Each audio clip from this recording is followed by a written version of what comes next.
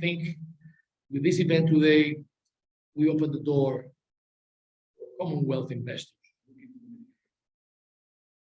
Into this respect, I would like now to introduce to you our speaker, our guest speaker. Our guest speaker,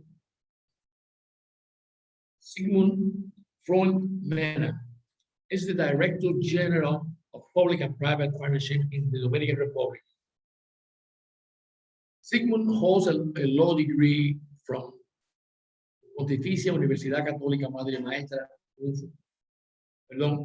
Ucamaima, in Santo Domingo. He holds a master's degree in administration, in administrative law from Paris University, and a master's degree in telecommunication from the Canadian Institute of Telecommunication and Administration.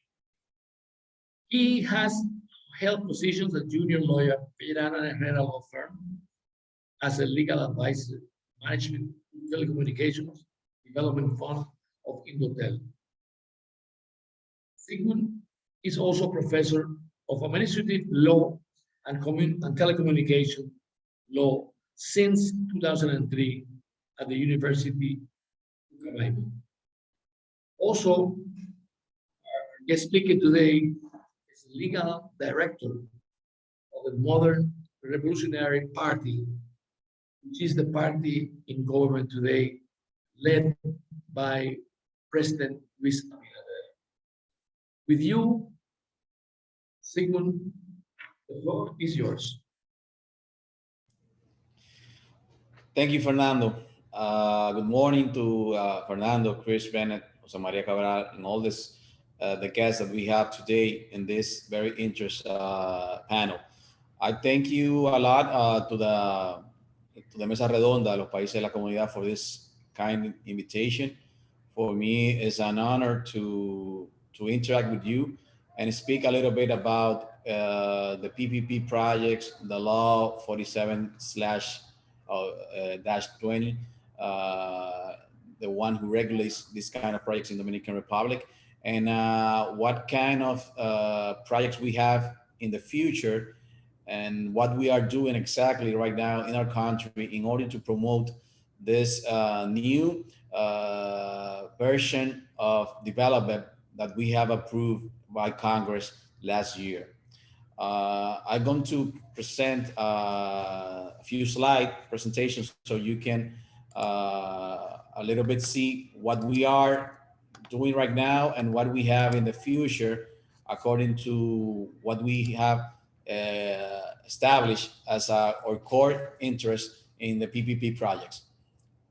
Well, as you know, public-private partnerships are a mechanism which public and private agents sign a long-term contract as a result of a competitive process for the provision, management, or operation of goods and service of social interest, in which there is a total or partial investment by the private agent and a tangible or intangible contribution by the public sector.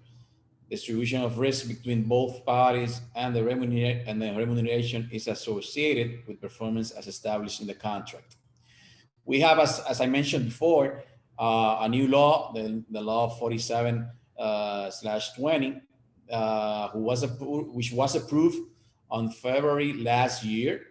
As you know, we have a new government headed by Luis Abinader, who since August 2020, and since then, he and ourselves has approved also the reglement of application of a law, and we have created this new direction that at this moment I'm heading. Until August 2020, there were not any agency or regulator in the Dominican Republic who was in charge of this PPP project. That doesn't mean that we don't have before a few PPP projects that we indeed have, and in the electricity sector and the health sector, a few of them, but they were regulated by the former law, the 340/06, which was the one who was approved in 2006, but it wasn't a law which describe exactly a transparent and specific process of how to handle and structure this kind of project. That's why we were needing a new law which was approved, as I mentioned before, in February 2020. The purpose of the law is to establish a legal framework that regulates the initiation, selection, award, contracting, execution, monitoring, and termination of public-private partnerships. Enacted on September 1st, 2020 through Decree 434/20. As I mentioned before, that's the reglement of application of this law, was approved in this government, established transparent process for the admission, rejection, and evaluation of initiatives. I think this is one of the most important goals that this law brings to the Dominican Republic, in which we can promote a transparent process of PPP project in which we can guarantee foreign investors security of their investment in Republica and Dominican Republic, and a process in which anyone can participate in all these tenders without the worries that the corruption can be involved. Also, a clear and robust process is established in the evaluation phase. Maximum action periods are established for the presentation and evaluation phase. The DGAPP, which is the agency that regulates this kind of projects, a public entity in charge of structuring, promoting, supervising, and regulating public-private partnerships in an orderly, efficient, and transparent manner, ensuring the compliance with applicable rules and mitigating the risk of the projects by supervising the agents that participate in those projects. This agency has besides me or ahead of me, I'm the one who's the director, the executive director, but we have also a council which is conformed by the Minister of the President, the Treasury Minister, the Economic Minister, and the legal advisor to the President, to the Dominican Republic President. That creates a council or a state in which all this process that has to be going through this agency creates more transparency and more security to the foreign investor because the way it is structured, this council. Our mission is to promote and regulate public-private partnerships in an orderly, efficient, and transparent manner, ensuring compliance with the law and correctly managing the risk of the projects through the regulation and supervision of the public and private agents that participate. Okay, why has the government identified the PPPs as the main mechanism for the economic recovery? All of you that have seen all the interventions and all the reference to the PPP projects that President Luis Abinader has done until today, can identify the president and the government itself has deposited a lot of their trust in the PPP project as a way to recover our economy. We have right now a very difficult situation, economical and health situation as the whole world. But and we have in our budget, in our government budget, not a lot of money to create new infrastructure project, new service projects, as any country in the world has to keep investing. So that's why the president has identified the PPP as the way that we can recover our economy. And he has put a lot of effort in order to promote this kind of project. I don't know if you have seen his intervention this week in Madrid, Spain, in which he has either in Spain, in Madrid and Andorra, he has identified the PPP project as the way he has identified to recover our economy in the next few months. Why? Well, first, we have efficient risk allocation. The risks are identified, evaluated, and assigned to the party with the best capacity to manage them. That is, to whoever can manage them at the lowest cost, or to whoever can more efficiently mitigate their materialization. I think this is one of the biggest impact that this law has created in the Dominican Republic. If we review, or if we view fewer projects of PPP made in the Dominican Republic, I think this is our weakness, the efficient risk allocation. If we don't allocate the risk correctly, the PPP projects are condemned to fail. Either if we put a lot of risk on the private sector, or either if we allocate a lot of risk on the government sector. So I think one of our main goal and one of our objectives is to create in all this project an efficient risk allocation in order to create projects in which can be developed in a long-term relationship between private and public parties. Increase productivity of the public sector, better use of public resource, so we can use all this resource or this little resource that we have at this point in order to put it in maybe in health, in social security system, and education system, and use the little that we have in order to promote the PPP projects and receive from the private sector all funds from them to create and structure more infrastructure resource that we need in the Dominican Republic. The alternatives of the state's lack of liquidity, as I mentioned before, PPP offers in situation of fiscal tightness the opportunity to carry our projects of public interest more quickly and efficiently than in the case of traditional public work. There's a lot of literature that have established that PPP projects usually are more efficient and either in the economical and also in time period delivered. So I think, England is one of the founders of this kind of projects, and they know exactly how using the PPP project can be very productive to their countries, and in our countries, the Dominican Republic, in which governments are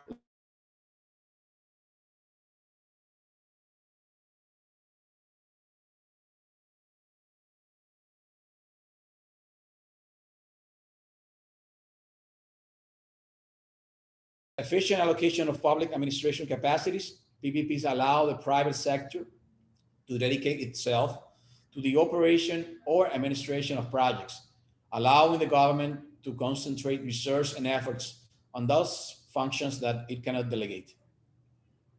Lower fiscal impact on risk management. The allocation of risk to the private sector has a corollary, a reduction in the fiscal impact on the response of claims if they occur, since the financial response is the responsibility of the private to the extent that sales risks have been assigned.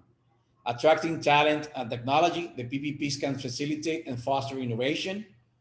They improve the scope and quality of the operation and maintenance of public service and infrastructure. And also they create greater transparency, supervision, and accountability, offering greater investment security to foreign investor and local investment also. Okay, now, let's talk about what we have in our pipeline as the main project that we are working right now in our agency, and that we are preparing to publish open public bids or public tenders in the next few months. First, you have heard a lot about Pedernales touristic development. The development project for the Pedernales Tourist Center aims to develop a sustainable tourist destination that combines environmental friendly value creation, making it a model project for the conservation of the environment that is a reference for the entire region. You have heard a lot from President Luis Abinader since he took office on 16th of August, that is the time for Pedernales.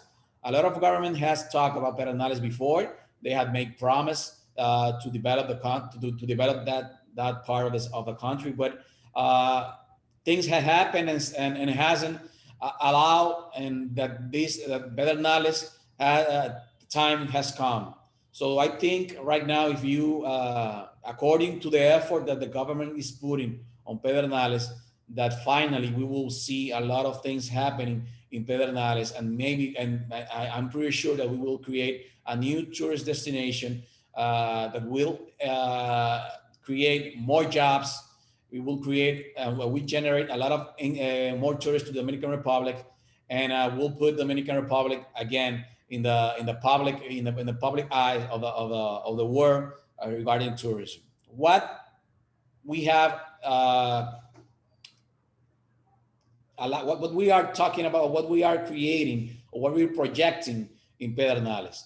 The Pedernales touristic development consists covers a total area of approximately 44 million square meters in phase 1, in which 20 million of those square meters will be used for hotel development, and 50 million for the construction of the Pedernales International Airport in the Manuel Goya town.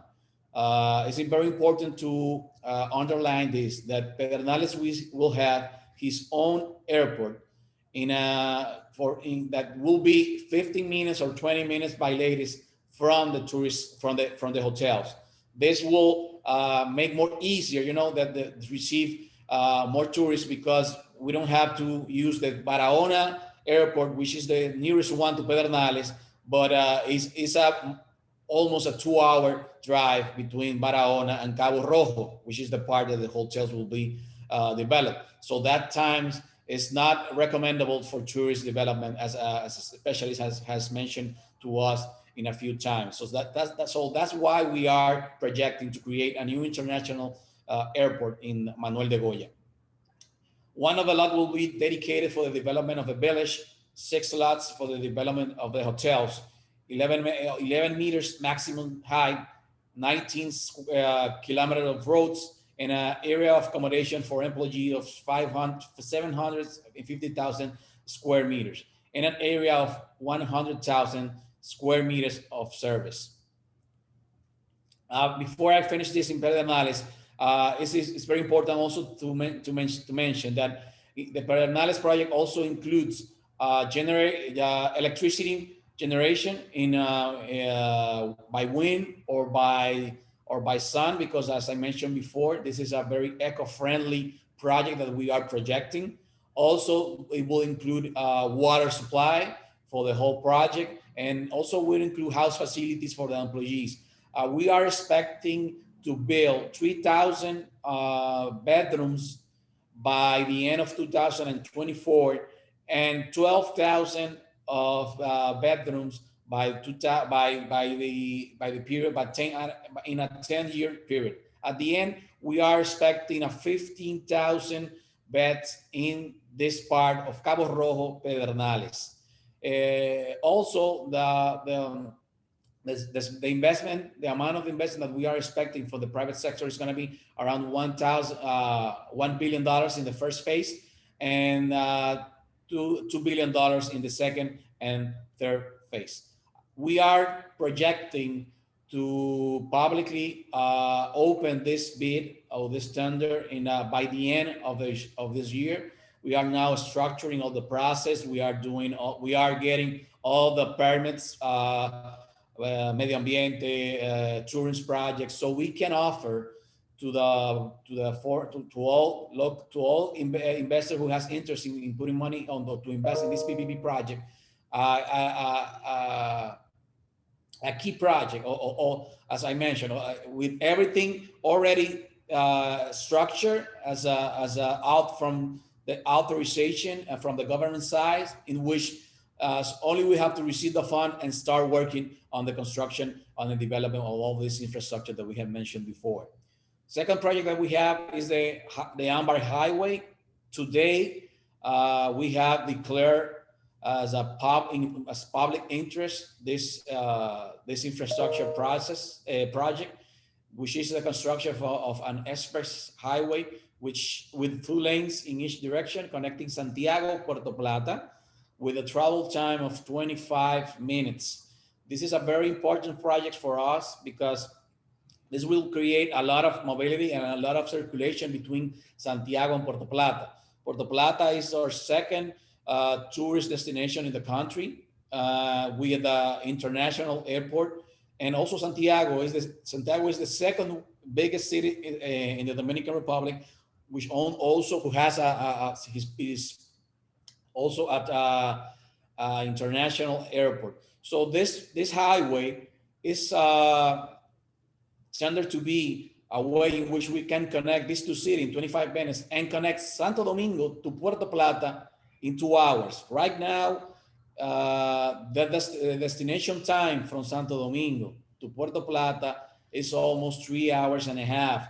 So we are expecting to reduce at least an hour in this destination. This is a highway with a budget between $350, $380 million.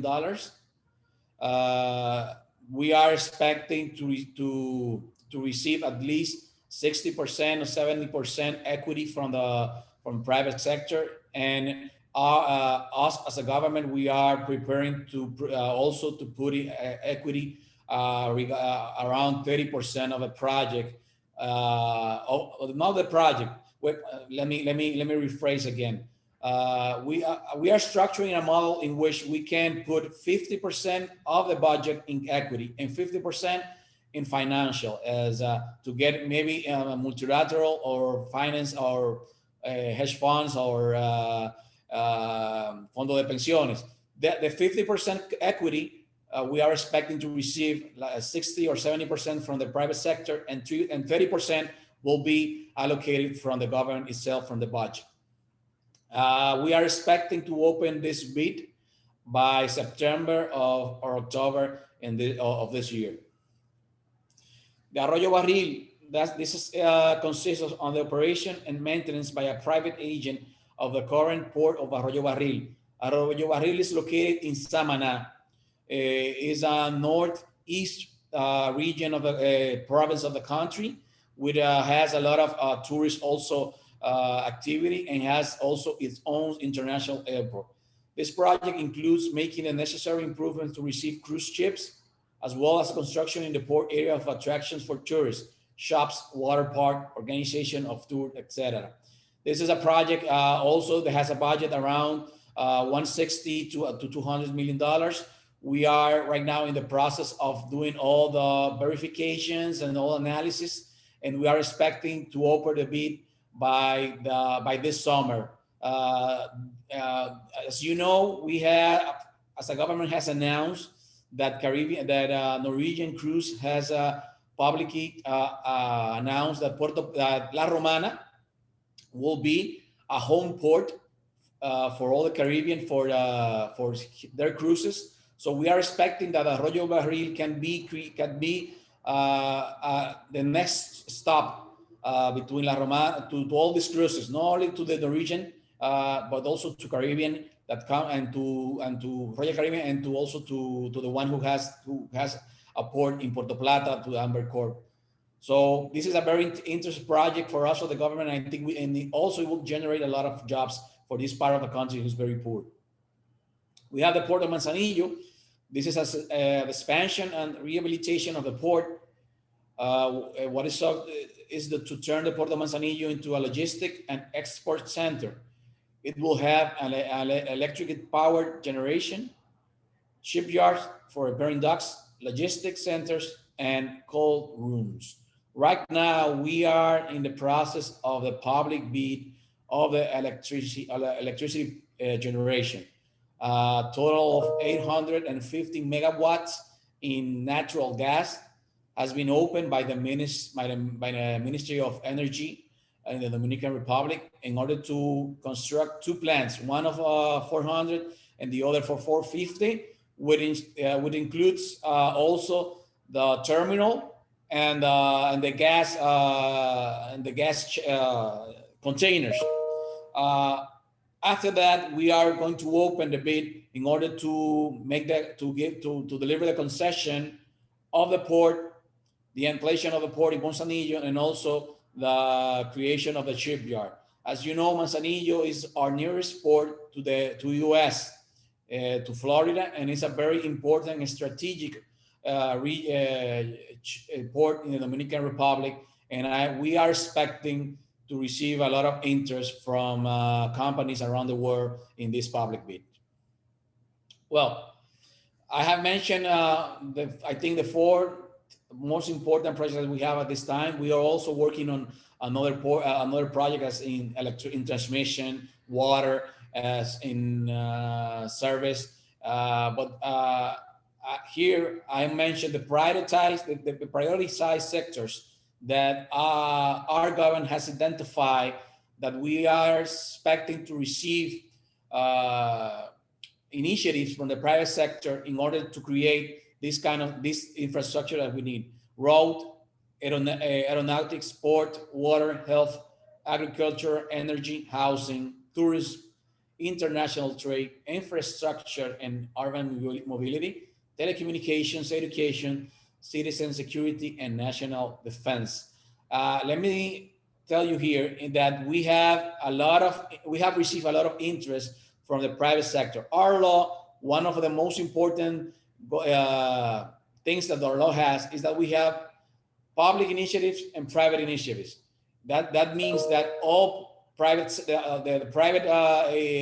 sector can deposit here in our agency any initiative that they are working with it. And if we think that this initiative can be on the right side, that can create jobs and be social impact, we are willing to go ahead and to declare it as a public interest if this initiative is included in one of these sector that I have mentioned before.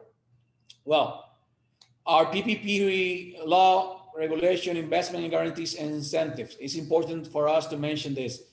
We guarantee maximum and minimum deadlines established in the different phases: project presentation, evaluation, and award process. The evaluation of private initiatives according to the order in which they are presented. Copyright on the studies presented. Reimbursement of the cost of the studies if the agent that presents the initiative is not awarded with the contract following the competitive process. Rejection of similar initiatives presented. Advantage in economic evaluation between 2% and 5% as established in the specifications.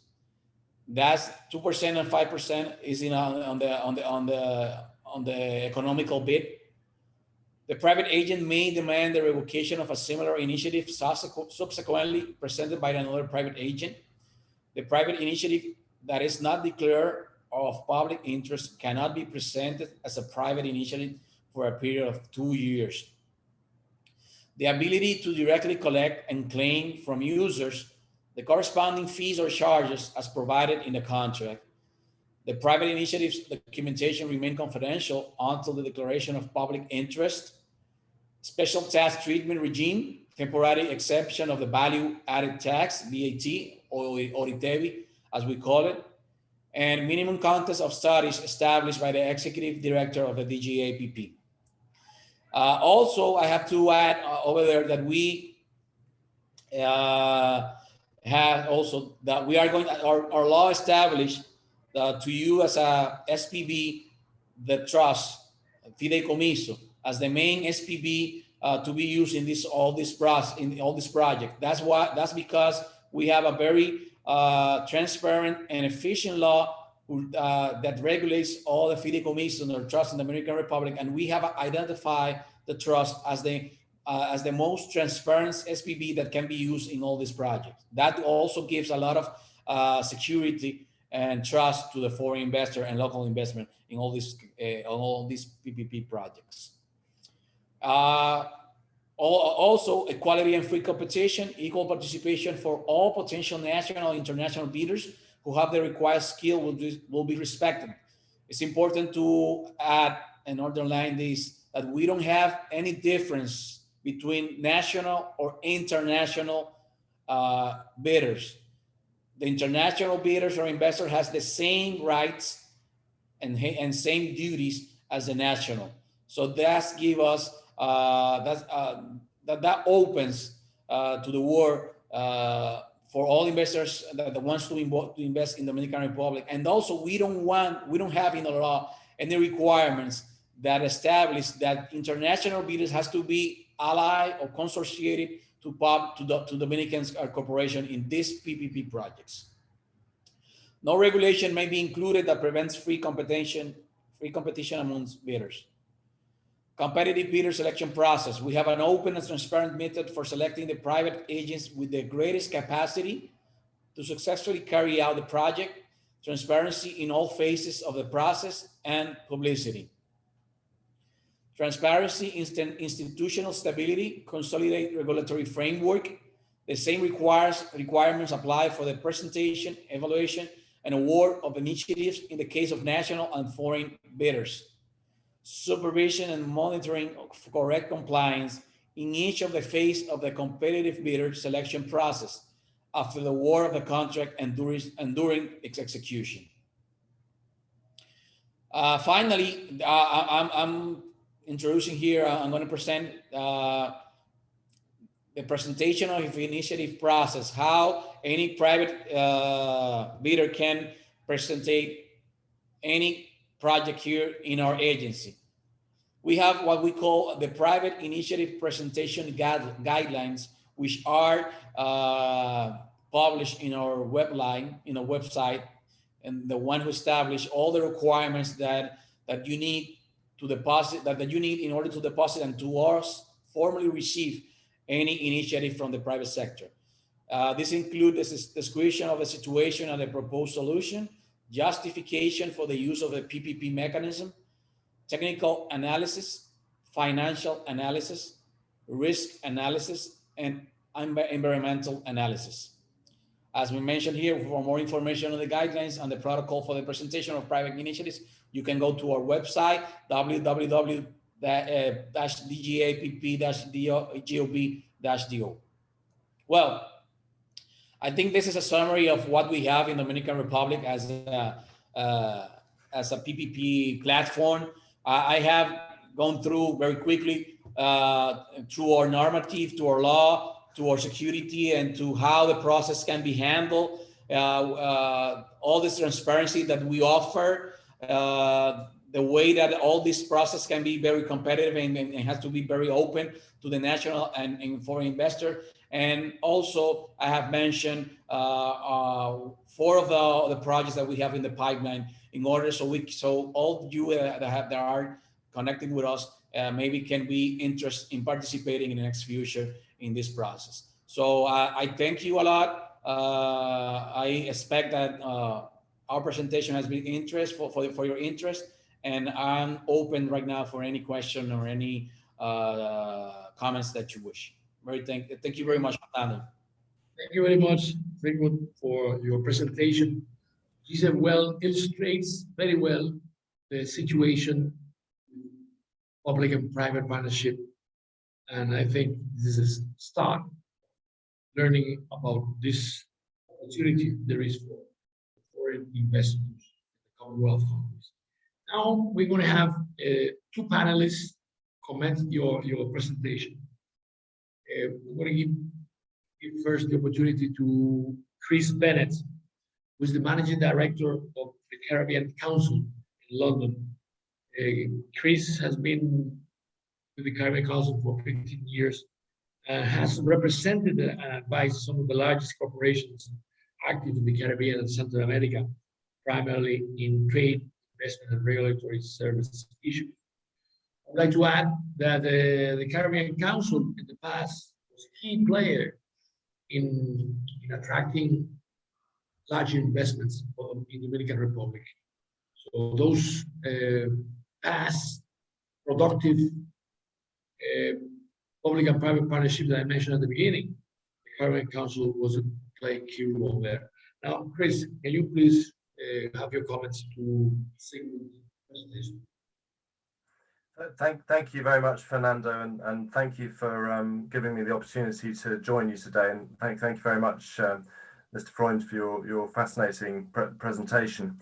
I guess I would start off by saying that the UK was probably one of the first adopters of the public-private partnership, and it started in John Major's government in the 1990s, and then was adopted by Tony Blair's government with huge enthusiasm as they unleashed a massive program of public investment into the UK.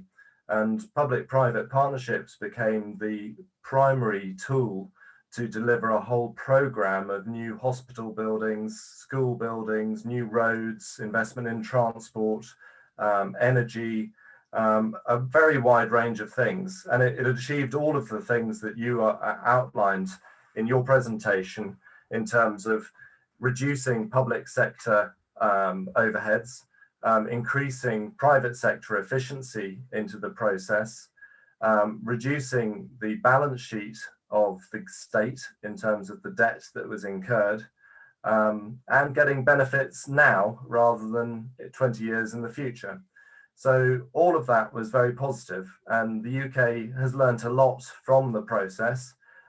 We also made a lot of mistakes, and I think that what's really encouraging from your presentation is that I think your law has taken account of the mistakes that we made 20, 25 years ago, to be flexible enough to allow the private sector to be innovative and to come up with its own proposals of how to do things, but also to have sufficient monitoring in place and controls in place to make sure that costs don't run away and that things are kept within some sort of framework of control, and there's transparency.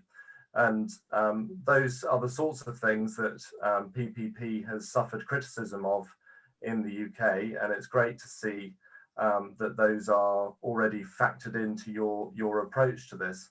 I think the other really positive thing is to see the cross-party support for this initiative. I believe it was first started by the previous government and delivered by your government. And again, that's very reassuring to any investors who are investing in one of these projects, which may have a 20 or 25 or 30-year timeline, that it can survive a political cycle.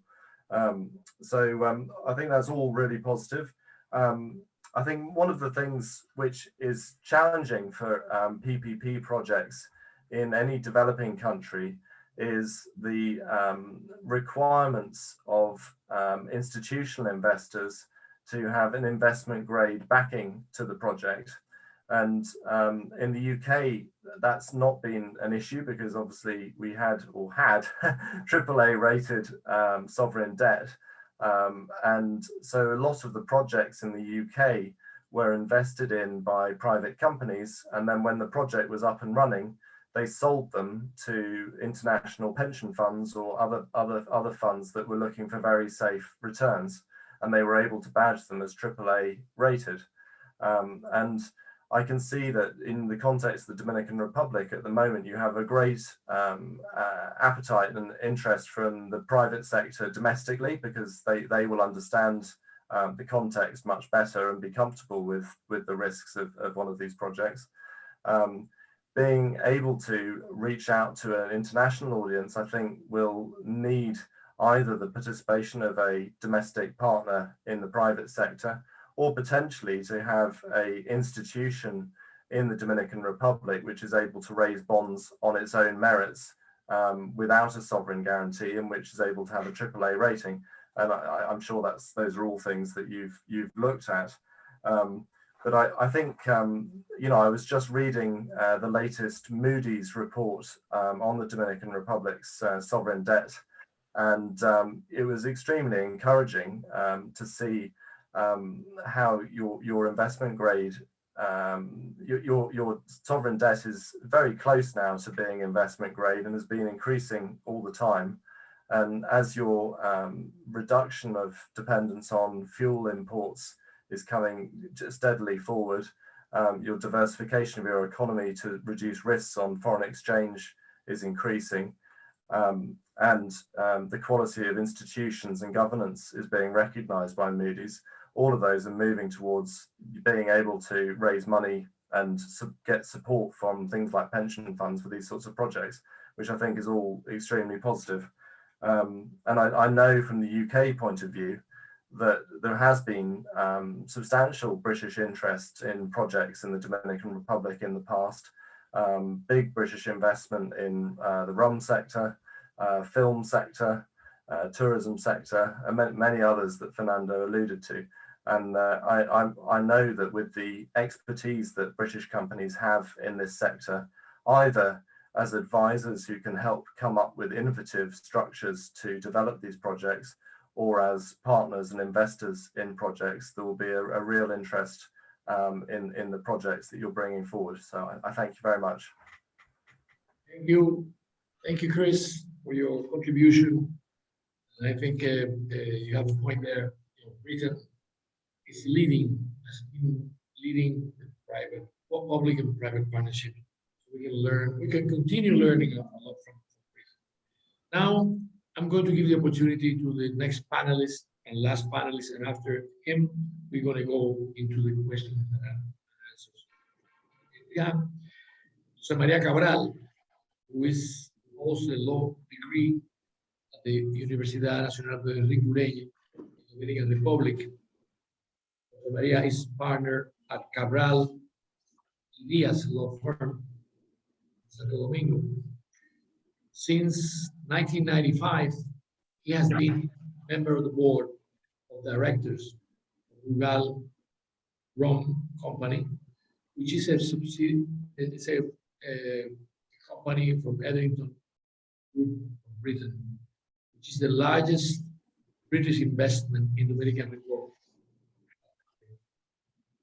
Also, Jose Maria was president of, in two different terms, of the British Chamber of Commerce in Dominican Republic, and as well, is presently the secretary of the board of directors of the Commonwealth Roundtable in Dominican Republic.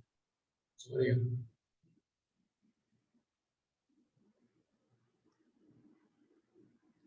Okay, last but not least, as I say, good morning, good afternoon to everyone.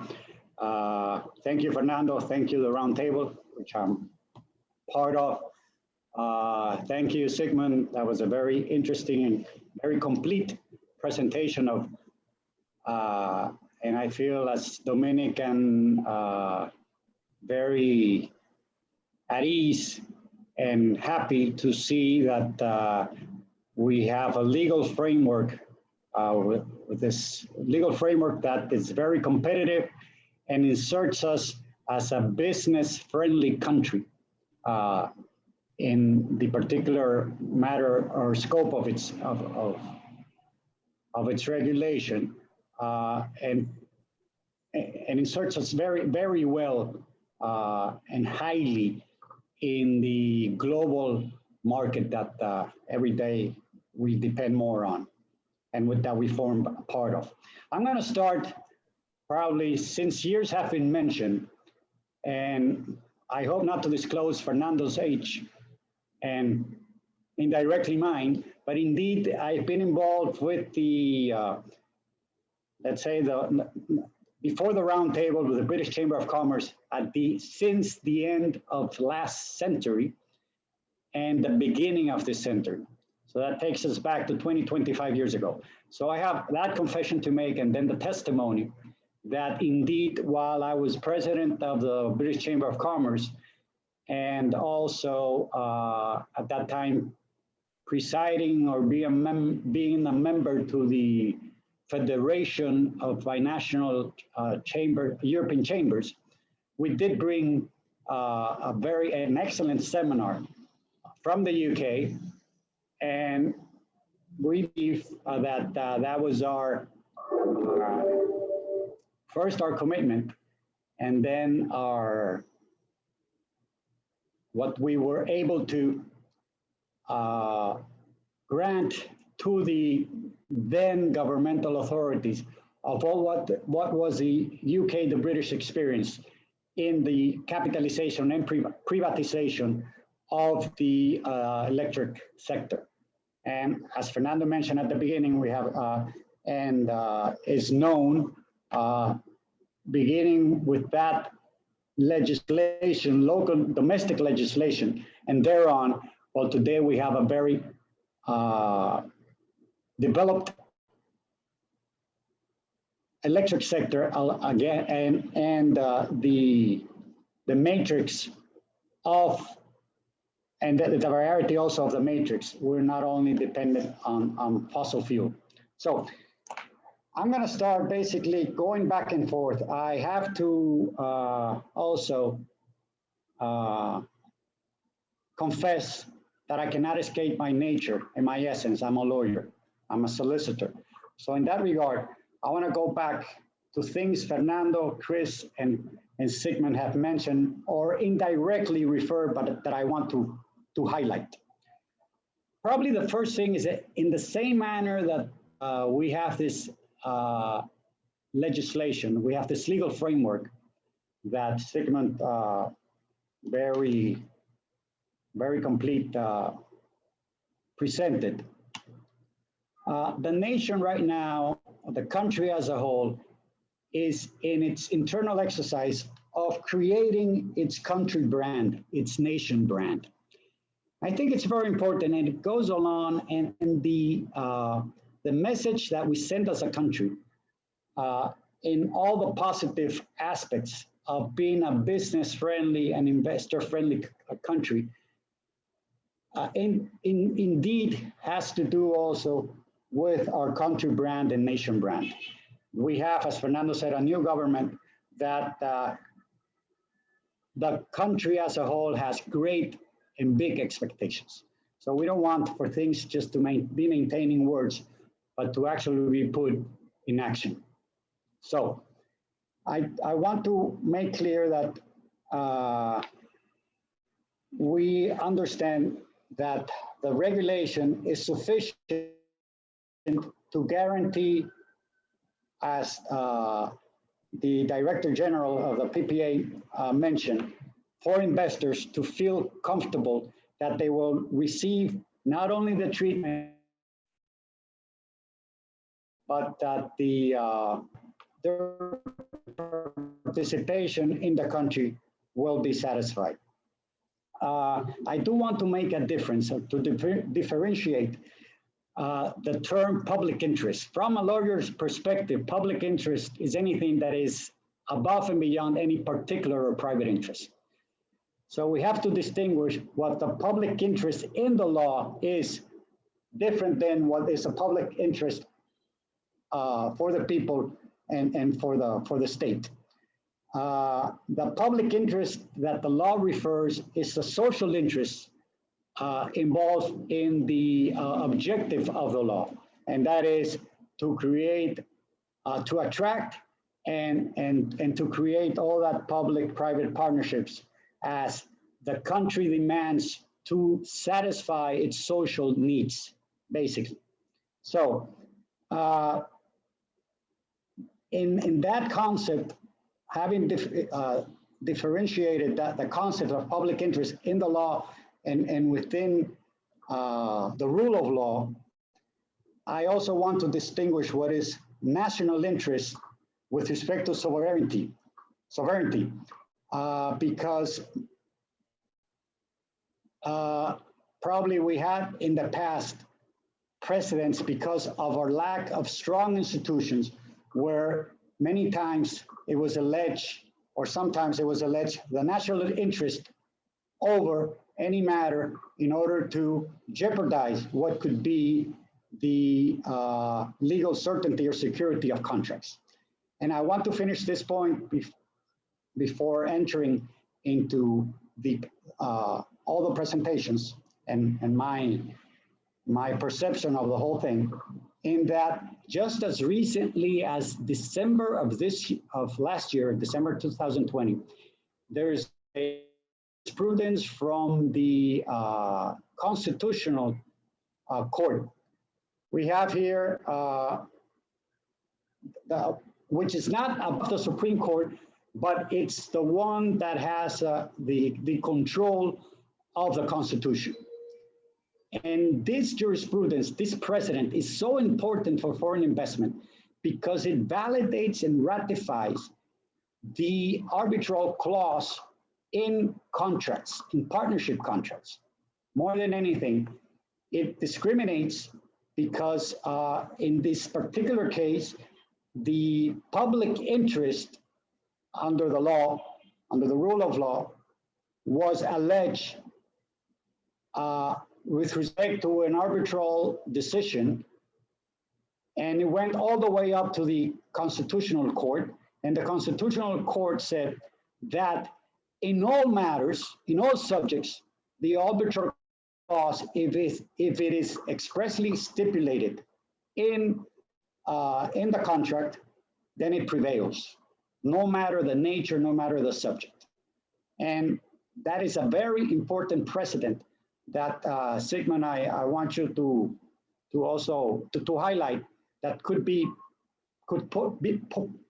part of any presentation to support not only the competitiveness of the legislation, but also to see how from the judicial power and from the institutional power, investors can feel at ease that the legal certainty of arbitral clause are recognized all the way up to the Constitutional Court in the Dominican Republic. And then going into the overall of the law, indeed the PPPs, it's a perception that there is, it's a means to an end. Definitely there is two parties that are not opposites, are partners, and it's, to me, I would call it even, it's like a strategic alliance. It's a PPA, not a private purchase agreement to the electric sector, but more a specific project that necessarily requires public investment, as was explained, with private investment for both parties to receive a return. On the public side, satisfy the social need of what's being done, either in goods or in services, and likewise in the private sector, because it has return. So the legal figure of the PPPs from a commercial and economic standpoint is perfectly designed and has its reason of being.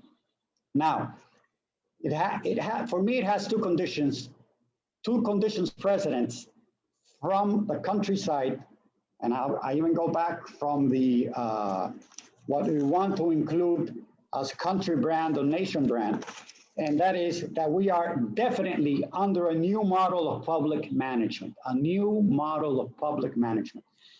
And the basis for that new model of public management necessarily requires an open government and transparency.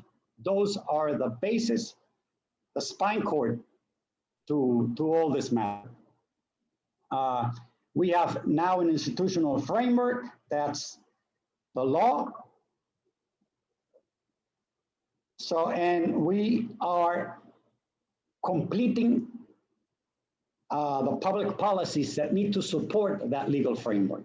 Not only the regulations as such, but also the public policies. I don't know, Sigmund, and I raise this question to the audience and to you as well.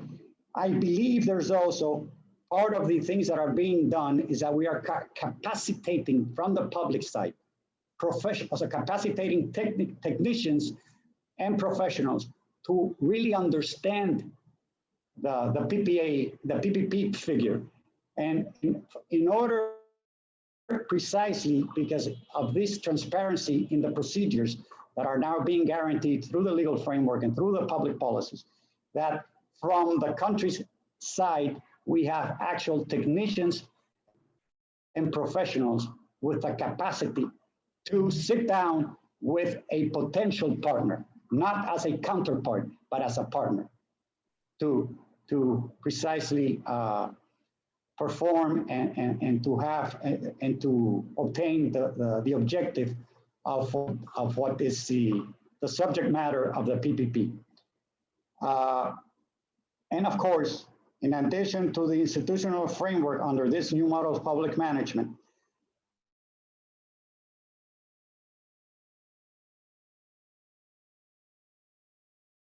with this I end, but also with action, to have confidence in the country and of the country. In the country, that's our part. That's our job as Dominicans. Of the countries, that's what we have to precisely do the branding, the necessary branding for those funds to come and those partnerships to be created. Basically, and thank you again for, thank you very much for giving me the opportunity to. Thank you very much for your contribution. I need to tell you that Chris Bennett has a board meeting in a few minutes, and we have to leave our webinar. But anyways, I know some questions are being raised. Many that I've been seeing, I think, can be answered at the website that of the PPP agency that you presented, Sigmund, right? Okay, maybe the director. Concerns and questions that have been made that I've been reading, as I know we're short of time because we have other commitments. Maybe the director, you can maybe answer one of the questions before we close the session. Yes, very briefly. Feel free to choose them and feel free to very briefly. I don't want to leave behind the comment that Jose Maria has finally mentioned about creating and educating professionals. I think this is one of our challenges that we have. We are all, including me, learning about PPP here in the Dominican Republic because this is a new law. This is a new regulation. So we are doing our best to, to keep up and to be very well educated in this. We are promoting what we call EduCap, is a process in which we are first giving a few, going through all the public sector or all the institutions who has any relationships or may have any relationships with our agency. That says Minister of Economy, the Minister of Treasury, the Minister of Public Work, the Port Authority. All these are professionals that at some point will be in contact with us. We are doing and giving giving lessons. We are giving seminars. We are giving education programs in order to educate them to our regarding our law. And also us as an agency, we are preparing our human resources with all this program that has been all these multilateral agencies are offering to us as a IBD, the World Bank, the CAF. They have been very collaborating with us. They are collaborating with us with all this education process, and we have dedicated a lot of time in this. So we are, Jose Maria, you can trust that, and you can be pretty sure that we are doing what we have to do in this in that part. Finally, I have seen a few questions about the presentation. I just respond that I will send the presentation to Fernando, so Fernando can share it with anyone who wants it. I also saw a question about our priorities in telecommunications. I want to very identify and say very clear in that we are looking for connectivity. That's what we need in the telecommunications sector. We need the last mile, as you know. We need to connect a lot of communities that doesn't have the opportunity that all these big companies, as all telecommunications companies has, that they don't go to those communities. They don't provide service to those communities because they are not economically rental to them. So that's what we are looking in telecommunications: more connectivity. Any project that can be done in which we can get internet to all these communities in order to strengthen things and things about what we are realizing right now. We are, as you know, as the COVID has shown us that we need more connectivity in order to the education sector and to the labor sector. So that's what we are looking in telecommunications. Well, I don't see any other questions in the Q&A, but well, I'm available for whenever you want.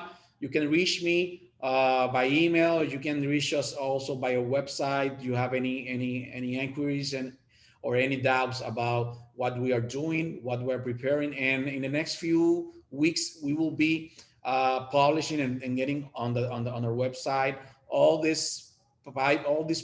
pipeline that we have, all the projects that we are working in. You know, we are in the process of the confidential part that our law requires. So as the moment we declare public as a Ambar Highway that we just declared yesterday, you will be available to receive and to get more information directly from our website. So thanks again. Have a nice day for you guys. And Chris, it was a pleasure to meet you. Jose Maria also. And Fernando, thank you for our invitation.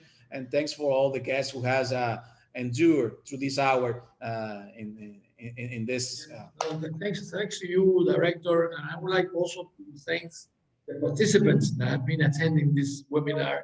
And I would like to point out that the ambassadors of President Abinader in the Commonwealth countries are attending this seminar. The ambassador in London, the new ambassador in London, Elvio Duran, also attending the seminar, the Michelle Cohen in Canada, also David Quick in India, and Wellington Mekome in Trinidad. So besides us as well, there are other participants from other countries, but at least those are the representatives of the Dominican Republic in those markets. And thank you to all of you. And I think we hope we have contributed to open the doors in the Commonwealth countries to the public-private alliance. Thank you very much to all. Thank you. Thank you very much. Bye-bye.